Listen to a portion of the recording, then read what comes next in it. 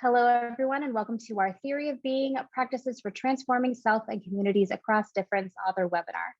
My name is Patty Webb, and I'm the Marketing Manager for Stylist Publishing. Stylist webinars bring you direct access to our authors and their latest titles. Today, I'm happy to introduce Sherry Watt, Duhita Mahatmya, Milad Mohebali, Charles Martin-Stanley II, Dr. Janice A. Byrd and Gordon Louie, co-editors and contributors of The Theory of Being, Practices for Transforming Self and Communities Across Difference. What does it mean to attend to process in diversity, equity, and inclusion efforts in various personal and institutional spaces? The Theory of Being invites a deeper reflection into the how of difficult dialogues and embraces humanizing ways of being together that seek to transform colonial, patriarchal, and racist structures in everyday life. In this webinar, the co-editors will briefly introduce the theory of being and highlight some personal, relational, and community ways of being that the editors and authors have found helpful in developing stamina to engage in difficult dialogues. So welcome to you all, and thank you for joining us today. Thank you so much for the introduction, and welcome to everyone here. We are really excited to be with you. We appreciate all the good work of stylists and welcoming our work, as well as organizing the webinar today. We are excited. I see names in the attendee list that have been involved in this conversation along with us, and team members, as well as really great colleagues across the world and the nation, actually, that I think have carried versions of this work along with them into their everyday practice. So I am delighted to be here. Also wish I could see your faces, but really glad I can see your names. And I'm excited to be here with the co-editors as well as with authors that are part of our work that we did together. So I am Sherry Watt, and I am a professor at the University of Iowa.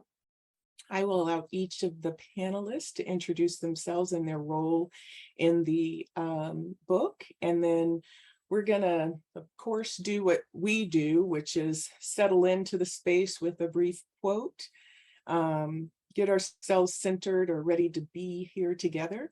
And then we'll dive in and tell you a little bit about the history of this work and how it evolved. And we'll also talk about very broadly, what are the components and how do those components matter when you're thinking about process versus outcome?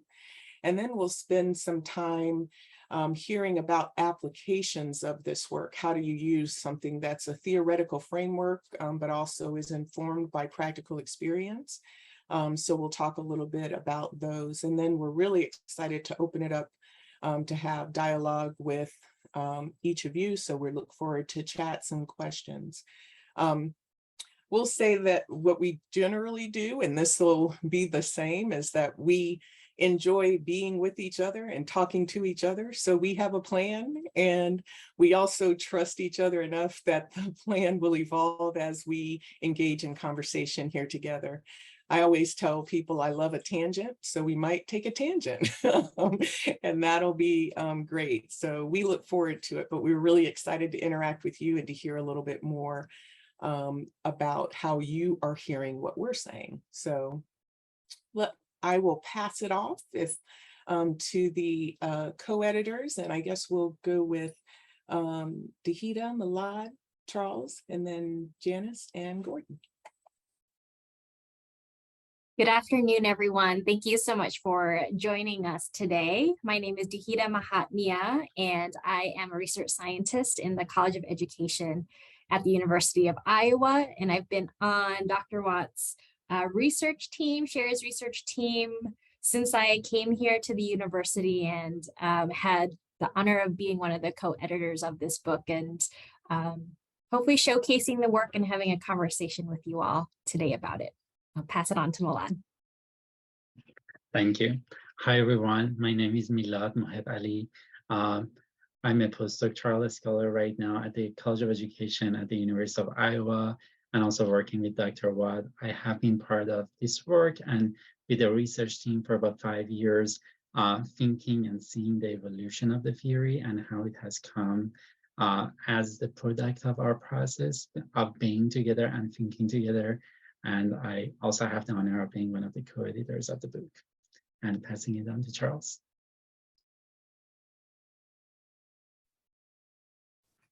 Hello, everyone. My name is Charles Martin-Stanley II. I am the Director of Diversity, Equity, and Inclusivity at Mount Mercy University in Cedar Rapids. I have been on this team since the fall of 2016 when I first started my PhD program at the University of Iowa, and have seen it evolve from just research team meetings to conversations to this book project. And I'm just really excited to have this conversation with you all today and talk specifically about how we can use the theory of being in a practical way. And I will pass it on to Janice. Hi, good afternoon, everyone. It's a pleasure to be in community with you. I'm Janice Byrd. I'm an assistant professor at Penn State University. I actually also used to work with Sherry, and I was a part of the team years ago, around 2015. And I have the honor of co-authoring a chapter with Milad. And hey, everyone, my name is Gordon Louie, and I am a doctoral candidate at the University of Iowa. Dr. Watt is co-directing my dissertation project, and I am bringing a slightly different perspective to the book. I work as the DEI program manager for a tech startup called Textio that's squarely in the DEI space that does augmented writing software. And I'm very excited to talk to you more about that theory. So back to you, Sherry. Well, thank you, everyone. And if you haven't picked up on it, the best part of any work that's always a labor, and we talked about this a long time with birthing analogies, but the best way to do it is in community. And this is a great community of people to be with. When we think about the history of this theory and the involvement of this research, I feel like I've been very blessed, in my life to have started some ideas that brought about, generally some angst that I had, and to be able to share that with others, and to be able to talk through what are some ways that we can address this productively in ways that help us feel less power, not as powerless, and that help us to also do it in a way that's, as in the wording of the book, do it in a way that's humanizing and not dehumanizing. And we feel like that's a really important part of DEI work. So I'm going to open, though, with a quote that is in the book. That's a preface of the book, and it's a snippet of a poem called Living Seed by John Moffat. And so we usually start by centering ourselves on an idea, and then we also generally close out. So we'll do those same things here, and it's a way to get us grounded. And then I'll talk a little bit more about how it works. So we're going to be doing a combination of demonstrating how we are being with the work and what the theory means, and also talking about what the theory is and what the work and what is in the book. So I'll start by posting the quote. So it's a snippet of a poem by John Moffat, and it reads, "You must be the thing you see. You must be the dark snakes of stems and ferny plumes of leaves. You must enter in." Give just a wait a beat here and give you a chance to read that and hear it in your own voice. And then I'll invite the panelists if they have anything they want to lift up before we continue on with the opening.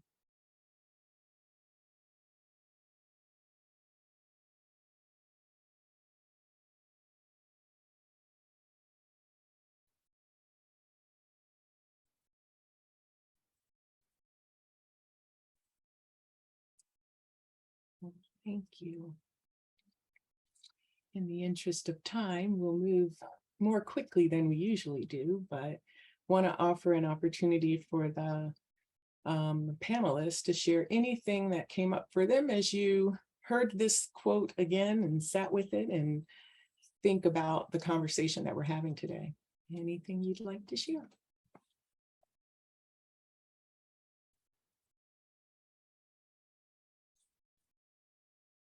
think for me, the last two words, enter in, made me pause and think specifically about how I entered in the team and how that has evolved and the idea. And so just kind of sitting with that and a point of reflection of yeah, just how that has changed and transformed myself, my relationship to my work, my relationship to the academy, my relationship to all of you over time as well. So sitting with that reflection. Thank you, Duhita. Maybe one other? I'll just lift up the be the thing you see. And I think it's somewhat similar to what Duhita was saying in terms of thinking, what does it mean to have a different sort of relationality to the things, and think of what does that mean to reimagine that, and specifically think of it in the terms of both the theory and also our work in terms of being with the systems that we want to deconstruct, and thinking of our own relationalities with them. So that's the part that stood out with me. Well, thank you. Oh yeah, please go ahead. Oh, sorry. Just quickly, what Milad shared really resonates with me. Similarly, the part about being the dark snakes of stems and ferny plums of leaves is when unearthing the darkness in the systems and the things that we evaluate and research, that we must admit that that darkness and that light exists in us as well. Thank you so much. And I hope I'm pronouncing Andreas correctly, and appreciate you lifting things up.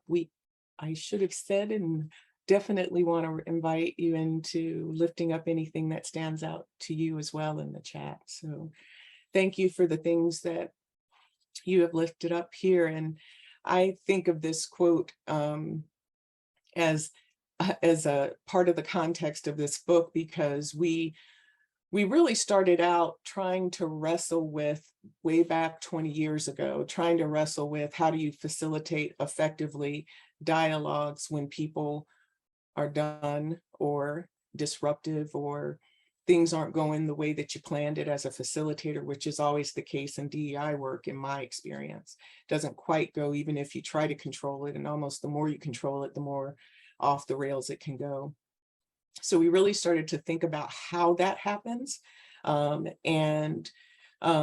did that in a community conversation. We started to talk as a research team, and there's history of that, is how that evolved is in the book.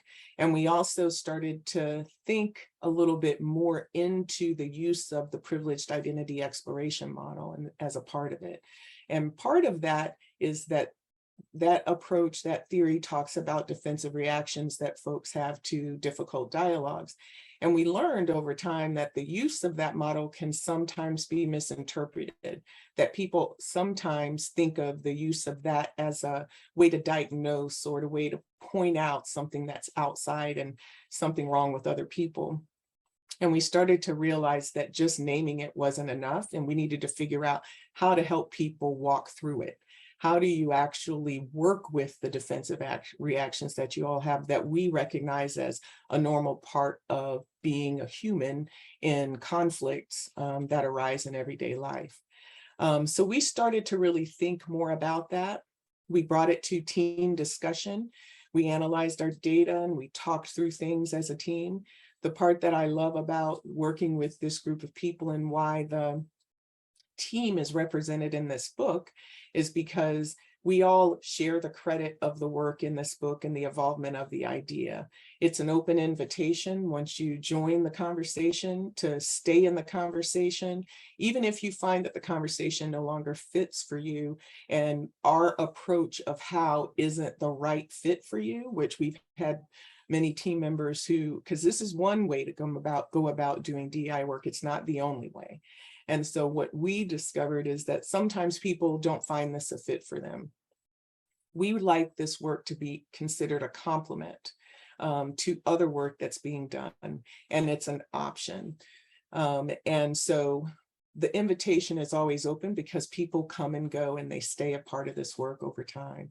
And all of those voices, or some of those voices, I should say, are represented in the book. So I will say to, before I pass it on to Milad and Duhita, I'll say that part of the way we also work together and the way the book is structured, it is not a final answer. It's an open discussion. We're inviting you into our discussion. We are hoping that you sit with the approach that we're offering and you try it out and you consider how and make it a conversation with yourself and the ideas and the struggles that you're having. It's really key that it's personal to you, where you personalized it to your style. You're not going to use and apply the practices in the same way that I do. None of us here apply the practices in the same way. And so we are presenting an invitation, and it's an open invitation to engage with the work. And we consider the work how to build the stamina, how to sit with your own resistance, and how that makes you a good partner in an organizational change effort, particularly around racism for at least for much of our conversations. All right, with that, if there's anything else anyone would like to add to that intro, and or if not, I'll pass it on to Milad and Duhita. I think with that, to transition into perhaps the way that the book came to be specifically, I keep finding myself going to the enter in piece of the quote that you shared, Sherry, and I think often things sit with me for a while. And as I think about one of the first poems, or I think excerpts that you shared when I was on the team, was Howard Thurman's The Inward Journey, and it talked about finding your inner landmarks, or those pieces of yourself that tell you, right, what are those reactions and why do you have that reaction, to spend that time sitting with that so that you can, sit with that when you're with other people. And as I think about, I'm imagining how we are in the team together, how we work with each other to find those landmarks together, because I think in difficult dialogue, or when things get heated, I'm sure many of us experience, or the landmark becomes like a landmine and it blows up and you're not quite sure where to go. And that for me was how I entered into, I think, the team where there was research data, so the PI instrument and some qualitative data, and trying to understand what is this telling us about how people engage and disengage, and what does that look like? And I think, and from there, and we say a bit more in the second chapter of the book, where we talk about our research method, and I had the chance to co-write that with Chris Patterson, a member of our team, where we did sit with, like, what does that look like? What does that coming in, coming out, going in, going out, entry points and exits, what does that all look like? And from there, not only the process, what could be the tools or the practices that emerge. And this is where in the book, then we have it organized where we talk about personal ways of being, relational ways of being, and community ways of being. And that is from the research as well as from our conversations of recognizing, again, how am I in this? How do I be with this in myself? How do I be in this when I'm working and doing this work in relationship with others? And the community piece, how do we build environments that can be containers for this work? And so in the book, we lay out a little bit about what each of those look like. And through stories, we'll say, what specific practices have resonated with each of us on the team. I know for me, as Sherry, you mentioned the PI model and defensive reactions, that really has stuck with me, where that's my go-to when I find I'm getting heated. It's like, all right, what defense am I feeling right now? So my personal ways of being, what am I noticing in others? How are my defenses changing because of who I'm with, the relational piece? And then, in a group, how can we normalize that this is part of the process, so the community way of being? So that's kind of my go-to, and I think both how I entered into the team and the work that resonates, or what I try to practice for myself. And with that, I'll pass on to Milad. Thank you for that lovely introduction of the entering in, and it gave me a framework of also thinking about my own entering in a story. And I realized I entered the team, and it was in my second semester of the PhD program. And I was really struggling as I was thinking, how does everyone else seem to have their life tidy and organized, and mine seemed messy, disorganized, and the more I tried to control it, the more it seemed like it's going out of control. So it was like part of the entry was when somebody told me about the team and how it works when people can just be together in ideas and thinking rather than trying to just, think a more normative way that a lot of things work in academia, not always, but we are all focusing on pushing out products, publications, conferences, or whatever that is that we do. It could be like different for people doing different jobs at the university. I'm thinking more about, my own PhD lens of, research and, doing publications. And really that was the focus of like, how can we focus on being as a way of entering in and being together more so than just pushing towards a product. So that was my entering in, and it ended up being part of the book's process too, because even as we were writing, and so much of the fear of being is about focusing on the process, how we are together, not just, what do we get from the interactions. And the shift to the how was also, reflected in the ways that we wrote the book. We edited the book, really. We also wrote chapters. I think the chapter that I had the honor of working and writing with Dr. Byrd, and it was this continuous process of, we would come together, we had written something, and then we would go into these really wonderful conversations about what's happening right now. And it was just in all the time that the books was coming out was also all the aftermath of George Floyd's murder and some of the things that were happening in society. So there was just so many things that we needed to organize for ourselves, which, for me, it was like the same pattern that I had. Was like, there's so many things happening. I can't just focus on writing a paper at this moment. I need to process some of those. So the way that the fear of being invited those processes, those are ways of being at the time to be part of our products, was my entering into the conversation of how can we align more of our personal ways of being, or own, our own thoughts, feelings, and actions, which is, part of the description of the theory at all the time, even when we are producing products, even when we are writing, even when I was a PhD student in the program.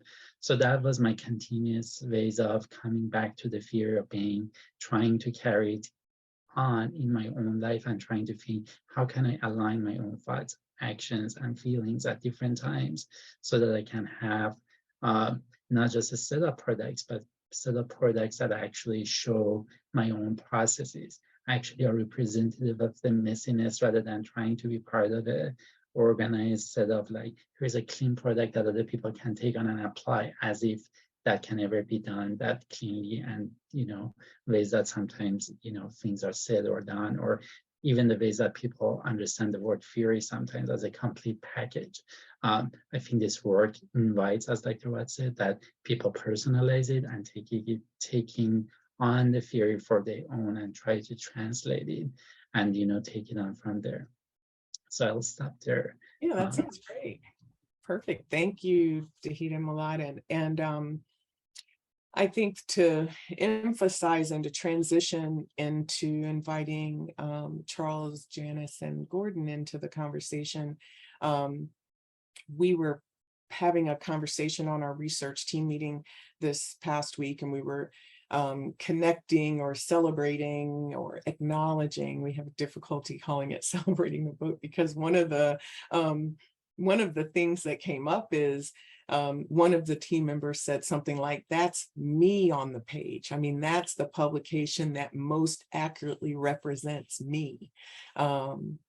And that's risky. And I think in the process we invited, Charles, Milad, and Duhita, and I invited people to, center their stories, personalize the experience, have it as an application of something that's live and real for you, not something you're in a distant way telling other people about, but in a way that you're sitting in it, and the story of what you say then is represented in a way that inspires perhaps others and invites them along on the journey to think about their own, not just about yours. the part that I think that after we sat with it, at least after it, we finally finished all the editing and it got out, I was like, oh yeah, now actually we did that, and now people might read that, and that's kind of scary. So I think that is still what we'd hold to, that we represented the theory both in telling you about the content and in the process of writing about it in the way that we hope you will take it, which is inviting you along the way, and inviting that kind of engagement with yourself. I see a question here about what is the theory of being in one sentence, and we do have a one sentence, and let me try to recall it, but the one sentence basically is that the theory of being, let me find it actually, because I think it would be better if I gave the exact description to you. And I appreciate that question because it's also an abstract idea. So the theory of being describes a process-oriented approach to dialogue and community. It teaches about the practices or processes of aligning thoughts, feelings, and actions that support the conditions for building personal, relational, and community stamina. So it's a long, that might have been 2 sentences, but that's the sentence. So thanks for the question. So I'll pass it over to, I believe we have Gordon, then Charles, and then Janice, but that's all right, staying in that order.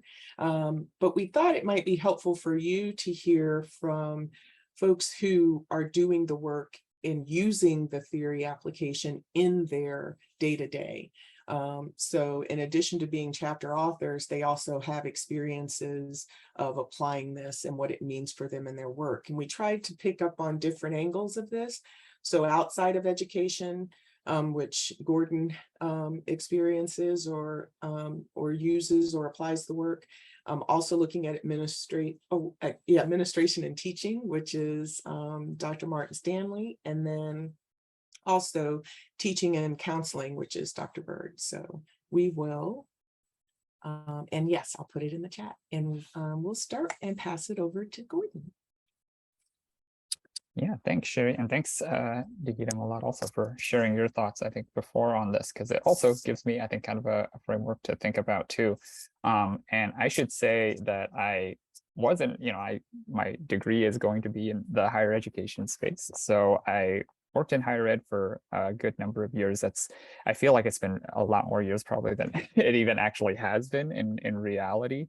But I think part of the challenge or part of the curiosity that drove me to my job now is actually working on this team. So like a lot of the others, I came on at kind of the beginning of my doctoral journey, and now I'm kind of at the tail end of it.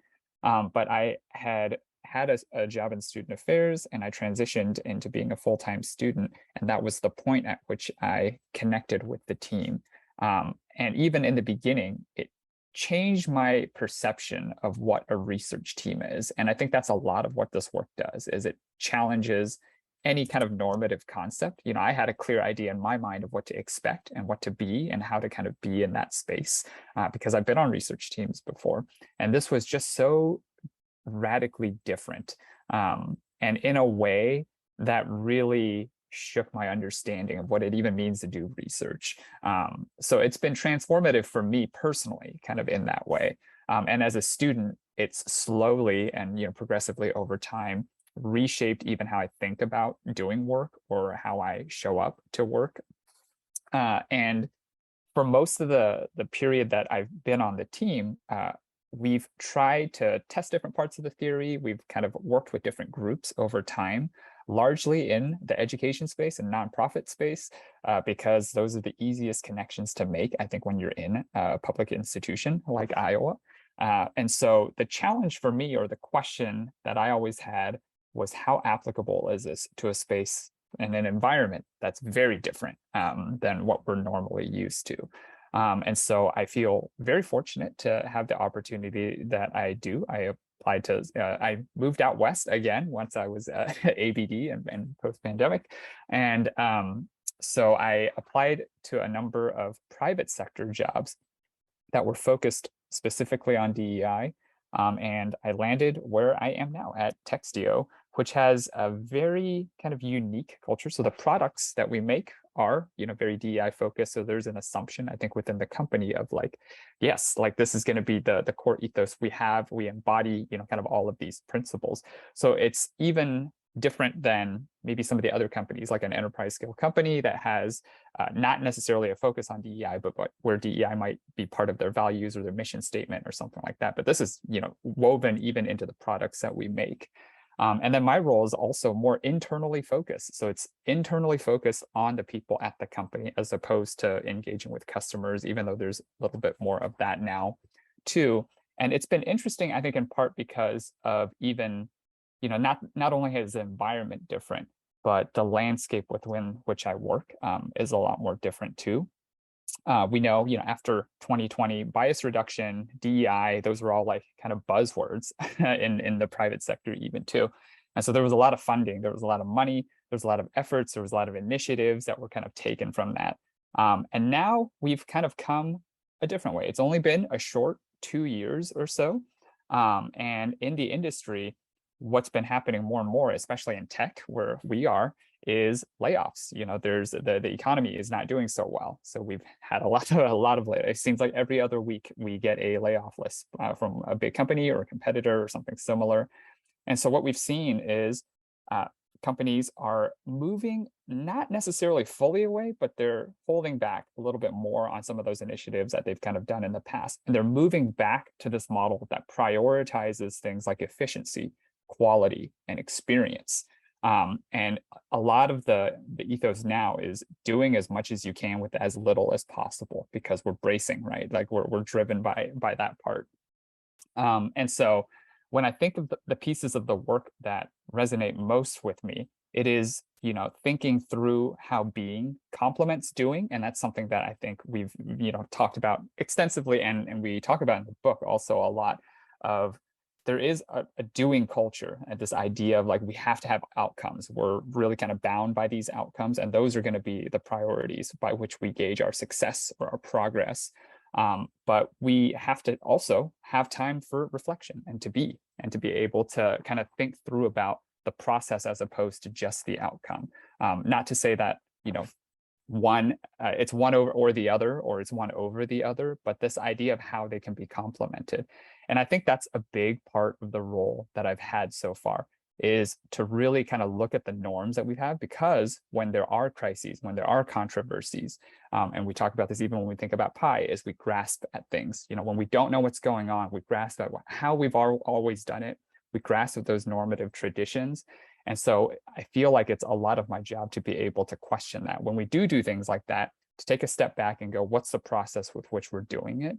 And to employ pretty much the skills that we talk about in the book too, to think about what are the defenses, like why are we doing things, and what is the rationale that we're using to do them? What are the mediums with which we have for reflection and to actually think through the processes that we have? And then for me, a unique challenge, because the company that I work for is fully distributed. So we don't have a physical headquarters. Everyone works remotely from home. The idea of being in community with each other means something very different than when we have at least somewhat, occasionally even the opportunity to kind of do that. And we have very rare opportunities. The most that we can hope for is our all company meetings where everyone is on a Zoom screen like this, and we can see each other kind of on a block for a short period at a time. So when we have these kinds of physical barriers, even kind of between us, what are the mechanisms that we can have to build community and to build trust? Because one of the pieces that I've learned from this team is just how important that trust is. And I can say a lot more, I think, but in the interest of time, I also want my other colleagues to be able to kind of talk to their experience too. So I will pass it over to Charles.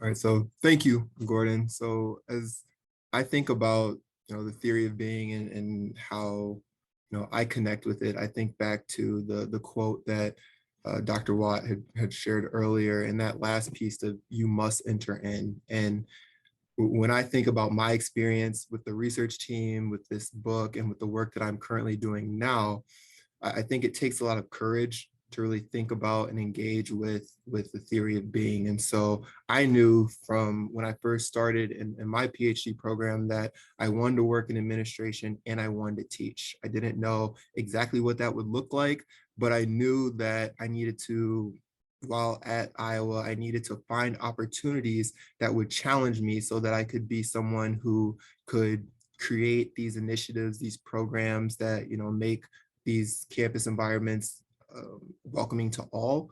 And I also, I appreciate, the classroom and being able to create that learning environment where everyone is feels like they're heard, but they're also able to critically think and challenge their perspectives as well.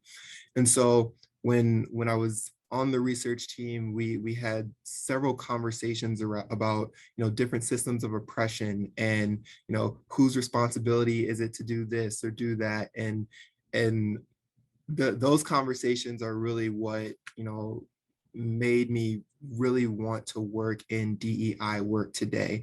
And my chapter specifically focuses on silence. And I remember when I was thinking about, why aren't people speaking up? And it wasn't at the time I was talking about racism and anti-racism. But then I really thought about, from an intersectionality perspective, why aren't we all, thinking about this, caring about this, having these conversations? And so my specific chapter, focuses on silence, but really I would always ask, why aren't we speaking up? But I wouldn't, really think about what that why was. And so Dr. Watt had challenged me to think specifically, what are some of those reasons? Why do people not speak up? And so that really challenged me myself. And one of the main, points within the theory of being is focusing on you. And I think that as I think now about my role as the director of DEI and also having the opportunity to teach here at Mount Mercy, I have both the opportunity to be in administration, but also teach and be in that classroom. And from an administrative perspective, I think that, as a director of DEI, yes, I do DEI programming, I do the trainings, I do all of that. But I also, and I think part of this is because of the work I've done with theory of being, I found ways in which I can, focus on myself in the trainings, in the work that I do. So for example, when I do these trainings, I focus on, the definitions, what is diversity, what is equity, what is inclusivity, how do they, go together? But I've been asked, well, how do you come into this work, right? And so I was able to talk a little bit about, my book chapter and how I, can think about what diversity means to me, what equity means to me, what inclusivity means to me. And I'm able to use, the theory of being to be able to have those conversations on a more personal level. And again, it's not easy. And that's why, when you say you must enter in, it is courageous work to do. And then also when thinking about from a teaching perspective, I think one of the most important things I've learned in my teaching, and then also in the DEI work I do with having conversations with other faculty, staff, and administrators, is how to shift the way we have this conversation, which is also something I learned on the research team. And this idea of when having these difficult dialogues, we have these oftentimes polarizing conversations of, I believe this, you believe that, we don't believe the same thing, therefore we have nothing in common. Whereas, in the book we talk about, humanity and seeing each other's humanity, and instead of seeing this as a, us versus them, shifting it to a conversation of, we versus it, and that it being that system of oppression that we focus on. And so that's something that I've taken into my classrooms and used, different, things that I've learned from our research team and from this book to learn more about how can we create a community in the classroom where we're not necessarily attacking each other, but we're all critiquing the system of oppression that ultimately we want to dismantle in society. And so I think that, my particular chapter, helped me to, focus on, myself and how I come into this work. But then overall, this book has helped me to think more specifically about the skills needed in order to do this work. And I remember, again, in a research team meeting, someone had talked about, this being a toolbox. And, the theory of being is a, part of that, those tools that you can use in having those difficult dialogues, or doing those DEI trainings, or teaching in the classroom. And so the last thing I want to share is that I think it's important to note that there's no perfect way to do this. You might mess up, I know that I have, but it's continual work. It's something that, again, is a skill, and every skill you need to continue to practice. But I'm hopeful for the work that I'm able to do in DEI as well as in the classroom. And I hope that you all, will be able to use this, in your own, practical ways. And with that, I will pass it to Janice. Hey, y'all. I'll be very, thank you both. Thank you for sharing your thoughts. And it was nice to get to know and hear from Charles and Gordon, because I have spoken less with them than others. And so I'll briefly just talk about how I continue to use the theory of being, and also unravel and understand the theory of being and what it is. I remember having long conversations with Sherry and Milad, and I love that idea that we are actively co-constructing, and we co-constructed the theory of being, and continuing to unravel it within ourselves, and what our relationship with the theory of being looks like, which may be different for you. So one of the quotes that came to mind, I remember in those multiple conversations that I had with Milad, comes from Franz Fanon, and he says, "In the world through which I travel, I am endlessly creating myself." And so I think of the theory of being in the ways that I've been able to engage in it as a teacher, as a mentor, as an advisor, as a counselor, as a supervisor. All of these relationships I have with students and people who look to me to teach them different things and guide them. And of course, in that process, I also learn from them that I have to continuously hold this mirror up to myself. Because as much as I want to, through DEI work, be the catalyst to dismantle the system and break down barriers, I have to remind myself that there's a lot of undoing that has to be done within me, because I am an extension of said system. And as much as I would like to not say so, I am also someone that operates to maintain these systems of oppression indirectly and sometimes directly. And so I think naturally the theory of being allows me to not only engage in my own work so I can meet my students where they are and meet people where they are, because we're all in different spaces across many different forms of difference, and have a relationship, whether that be intimate or something where we're speaking in passing, where I am contributing or leaving, I guess, ripples or ripples and or flower petals that helps them opposed to harms them. With that being said, one of the things that Milad and I talked a lot about in our chapter around boundaries is that not everybody wants to meet you in that space. And not everyone is in a space to unpack the ways in which they do harm to others that are different from them. And so what do you do when you're in that type of work relationship or personal relationship? So we talked about boundaries. I think a lot about Audre Lorde when she was, going through cancer treatment. And so one of the most powerful quotes that we talk about, we failed to acknowledge that she was going through a major medical thing in her life where she was contemplating, will she be here, around being preserving herself, right? It's an act of preservation.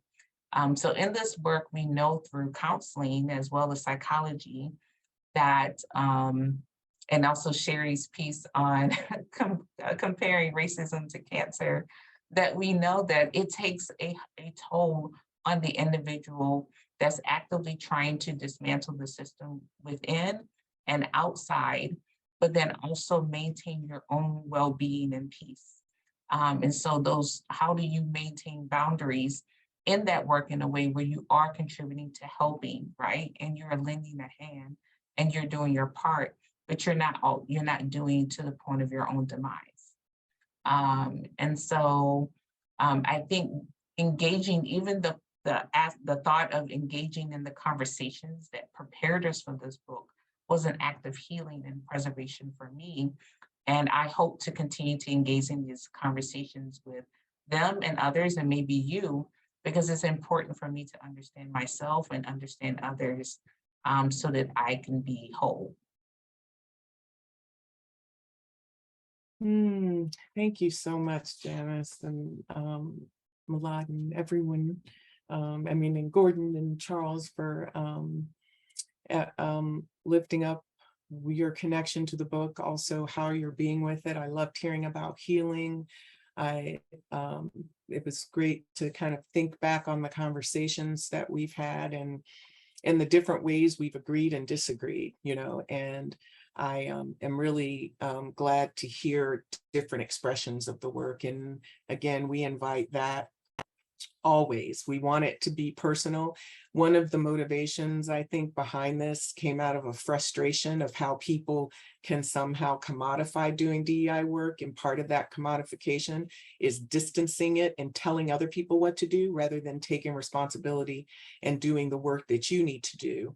And so it becomes a performance rather than an actual transformation of the self. And so we're hoping that this invites you into an honest relationship with yourself, with others, as well as with broader communities. And we figure out a way to do work around something that's quite dehumanizing and often violent, and not to perpetuate that dehumanization and violence in the work that's supposed to be undoing it. And so this is an offering. It's not necessarily how everyone finds their way to the work. We hope that it complements your work, but we also want to be clear we understand it's one way to do the work, and it's a way that we believe is more humanizing. So we have about 10 minutes or so left, and we wanted to make sure that we shared a bit about the book and we invited you into being with us, and we would appreciate if you have any questions. We want to open up the chat and/or Q&A, however it works, to hear if you have any questions or clarifications. I feel like we're usually at our best when we respond to questions that we can articulate sometimes better the approach and the theory than we can sometimes just saying it cold, because it has lots of layers and some complexities to it, and it's it's easier sometimes if you ask and we respond. So please feel free to post any questions. But while we're waiting for questions to be posted, I'm wondering if there were any things that were inspired from the different things that were lifted up that any of the panelists would like to add.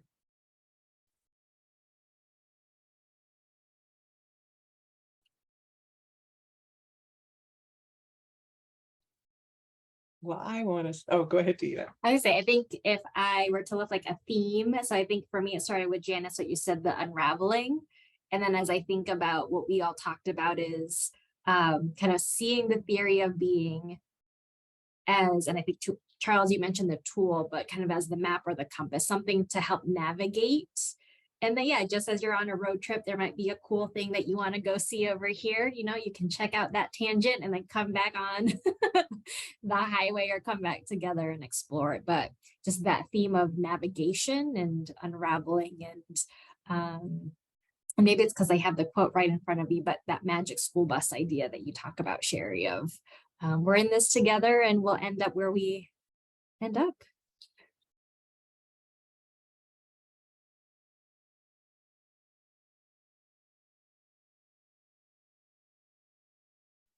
Thank you for the question. So noticing the use of the word aligning thoughts and feelings and actions, what is the assumption about how these three fears should align in a person? Love that question. I want to lift up one of our conversations. It was Jeff Lai who was like, there you have these three things, but the process part of it is the aligning. And so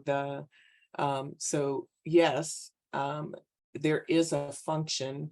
There's not necessarily a hierarchy. What I would say in response to that question is that, especially in academic settings, but generally as the ethos of our society, with all the supremacist ideologies, all the, lean towards quantitative analysis, all of those things that set up our ways of being together in this culture, particularly US culture. Thoughts are really high. They're placed, the highest value is placed on thoughts, and then feelings are almost, let's make sure those aren't anywhere, because that's counseling.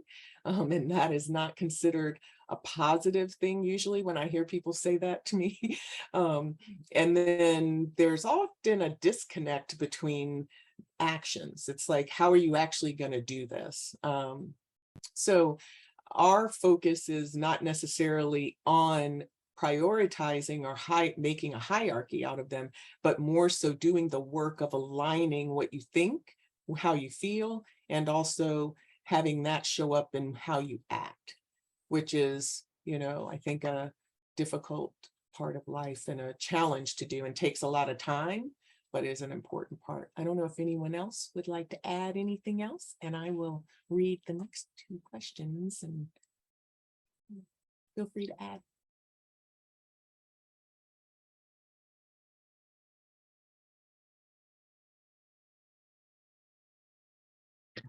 Just add really quickly, and I know there's another question that this might also have some relevance to that.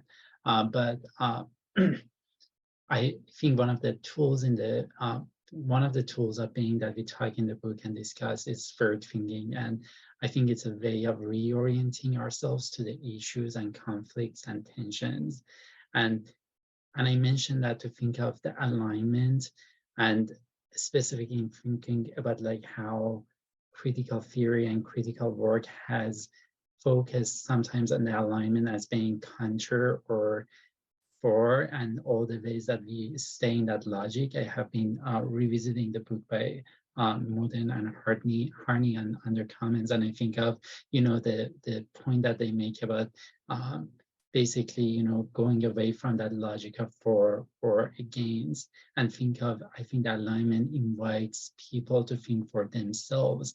What does it mean for them to do the work of deconstructing in relationship with others? Even though the relationship might be rocky, it might have tensions, it might have conflicts, even though the relationship might be affected by the very systems that we are centering. But at the same time, thinking about how can we center the system, being a humanizing relationship, and disrupt that logic of being for or against, and really thinking how can we continuously try to insist on humanization and evolve, but not try to, just focus on not being the system. So I think the alignment for me really goes into that logic of people thinking and defining for themselves in relationship what that means. I see there's a question. Thank you, Milad. I see there's a question about oppression Olympics too. And Gordon, I think you meant to, oh, no, you didn't. Okay. So I wonder, Charles, if you might want to consider the oppression Olympics. The reason I'm asking is because I remember some fierce conversations we had about the burden of having to be the one who should do the work of fixing.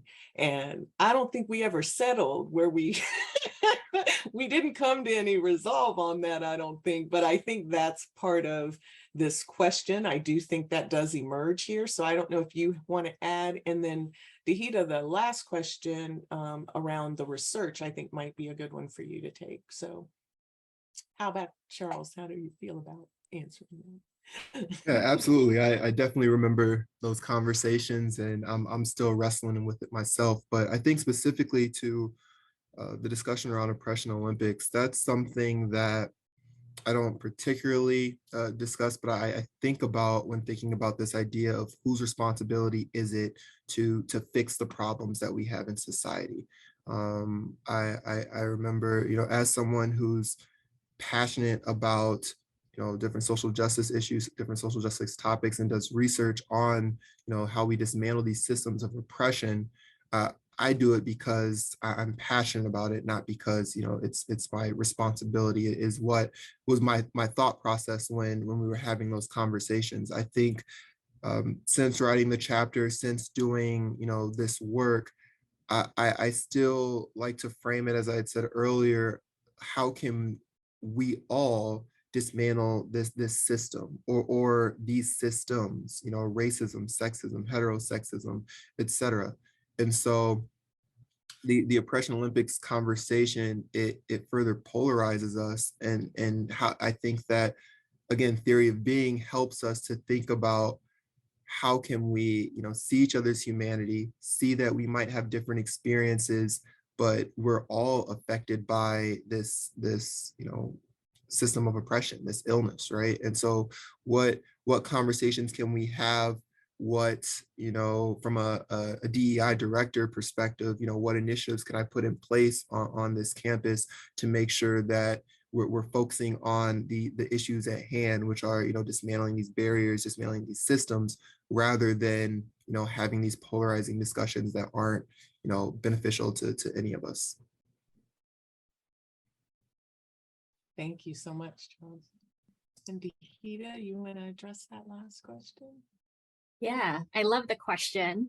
And going back to, I think, Gordon, you were mentioning in your intro how you described entering into the work of that this team helped to reconceptualize how to do research. I entered in as like, I'm the quantitative person, I do stats, so let's run these models and figure out the pi instrument. And it was in being with the team, a little bit of the unraveling of my own socialization around research, that I realized like what actually is possible when you enter into research and see research itself as the third thing, and have an iterative process around that. So we have used the theory to help us think through what is our research process as a team, what type of projects are most aligned with the theory. Are we interested in collecting data for the sake of collecting data in a product like a peer-reviewed article? Or is there something in the data gathering that gets us closer to this idea of the theory, or testing it and seeing how it works where or when it doesn't? And so we're actually in a phase right now too, where there's a research product or a research piece that we have that we want to revisit it and see, okay, now that it is out in the world, what does this mean? What does it mean for the team? What does it mean for the work? Can we think about how might people be with the work and use it? And is this the way that we hope that it can be used in the field in a way that is aligning with the theory? So yes, we consider the theory and how not only how we are together, but how we enter into the research work. And there's a chapter in the book by Kari Weaver and Amanda Mullet, chapter 12, I think, where they address their own relationships and tension with using the theory of being in the research practice. So highly recommend that as well. Wonderful.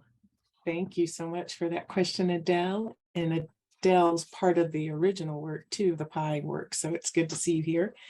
We thank you very much for your time and interest. And I want to give the panelists, Janice, Gordon, I don't know if you had anything else you wanted to add. I'll close with a quote.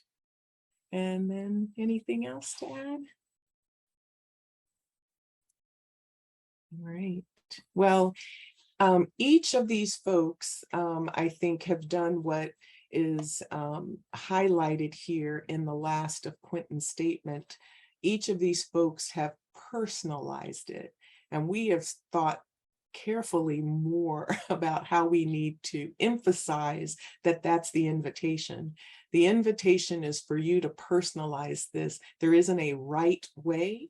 There are some principles that I think Charles did a beautiful job of reinforcing, that how we want to center ourselves in the work or be in relationship with the work or some of the issues. But what's most important is that you make sense of it for yourself.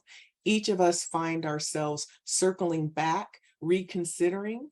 I love it when usually, sometimes, mostly it's Milad who usually, when I go off on my tangent, where I start to go back to dehumanizing oppressive ways. He asked me a theory of being question, and I'm like, dang it, you're right, that's how I want to live. I don't want to live that way. And so I appreciate being in community because I've been socialized in the world in a different way, and I want to live in a way that's more humanizing, and our work invites that. But even we have to be reminded of that, who have written the work, and we have to continue to re-invite ourselves into that transformational process. So I'll close with Amanda Gorman, a little quote from The Hill We Climb.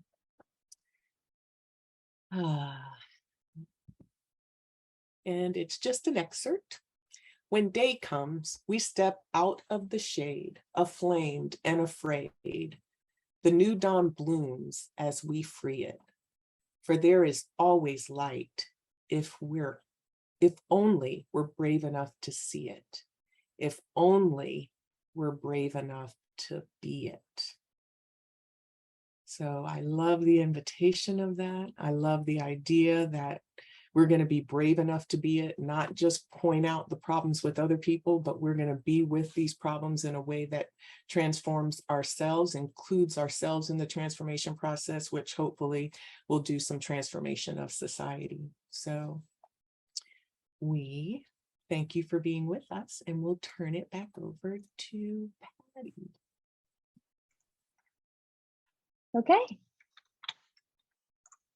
Thank you to all of our editors and contributors for sharing their time with us today. And thank you to everyone who tuned in live with us this afternoon on Zoom. If you're interested in ordering The Theory of Being, use code BEING20, BEING 20, to get 20% off the book and free shipping from Stylus. I will share the link and the code in the chat bar. The webinar video will be available by Friday and shared on all of our Stylus social media feeds. Registrants will also receive a follow-up email with all of the links shared today. Also, visit our Stylus webinar calendar online to check out our upcoming webinar events. If you have any feedback on this webinar or any requests for future webinars, please feel free to email us directly at stylusinfo@styluspub.com. Thank you everyone again, and have a wonderful afternoon. Thank you.